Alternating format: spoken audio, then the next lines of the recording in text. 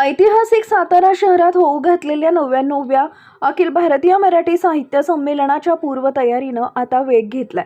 या वाङ्मयीन सोहळ्याचं औचित्य साधून संमेलनाचे अधिकृत प्रतीक असलेला आकाशी फुगा मान्यवरांच्या उपस्थितीत उत्साहात सोडण्यात आला।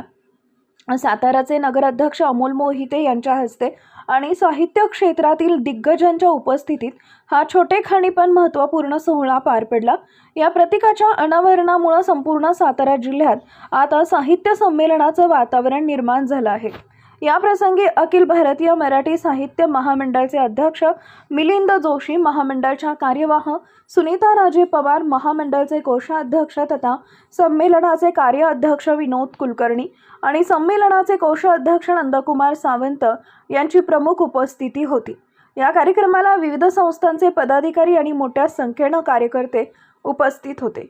साहित्याचा हा जागर साताऱ्याच्या सांस्कृतिक शिरपेचात मानाचा तुरा रोवणारा ठरेल असा विश्वास यावेळी उपस्थितांनी व्यक्त केला। शिवशाही न्यूज प्रतिनिधी शुभम कोदे, सातारा। शतकपूर्व संमेलन जे आज साताऱ्यात होत आहे त्याचा मान आपल्या साताऱ्याला मिळालेला आहे। त्यात मिलिंद सर, सुनीता राजे, विनोद कुलकर्णी आणि महाराज साहेब शिवेंद्रराजे यांच्या माध्यमातून इथं उत्कृष्ट प्रतीने काम चालू आहे। म्हणजे एकंदरीत तुम्ही जर सगळा ग्राउंडचा आढावा घेतला चांगल्या पद्धतीने काम आणि फास्ट काम चालू आहे। आज आपण हा जो फुगा सोडला आहे बोध चिन्ह आणि एक नावाचा, या बलूननं काय होणार आहे की शहरातल्या कुठल्याही ठिकाणावरनं पाहिलं तर आपल्याला स्टेडियमवर अखिल भारतीय साहित्य संमेलन चालू आहे ह्याचा एक मार्क इथं म्हणजे सिम्बॉल हा सगळीकडनं दिसणार आहे। लोकांना येण्यासाठी एक ॲडव्हर्टाईजचा भाग आहे, तो लोक यायला येतील आणि चांगला प्रतिसाद मिळेल असं मी इथं ग्वाही देतो तुम्हाला। दिवसावर चांगले संमेलन काय सांगाल तुम्ही? आज संमेलनाची तयारी अतिशय जोरदारपणे सुरू आहे। तुम्ही आता जर स्टेडियम बघितलं तर सगळी रंगरंगोटी आणि कामं अतिशय वेगानं सुरू आहेत। सातारचे प्रथम नागरिक आणि नगराध्यक्ष अमोलजी मोहिते यांच्या हस्ते आज आपण संमेलनाच्या नावाचा आणि बोधचिन्हाचा फुगा हा हवेत सोडलेला आहे आणि तो फुगा उंच उंच जातोय। नगराध्यक्षांच्या कारकिर्दीचा हा जाहीरपणे होणारा पहिला कार्यक्रम आहे।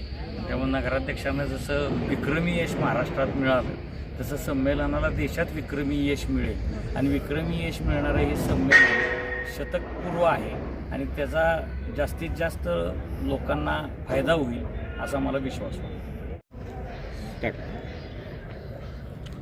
आज साहित्य संमेलनाचा बलून सोडलेला आहे, काय सांगा? आज छान वाटतं की साहित्य संमेलनाच्या तयारीला खूप वेग आलेला आहे। संमेलन खूप जवळ आलं आहे आणि आज आपण संमेलनाचा लोगो आणि नाव असलेला हा फुगा आपण हवेमध्ये सोडलेला आहे। तो उंच उंच जातो आहे। हे संमेलनसुद्धा गुणवत्तेची एक उंची निश्चित गाठेल आणि सातारा संमेलन त्या प्रतिष्ठितांच्या उंचीच्या यादीमध्ये जाऊन बसेल।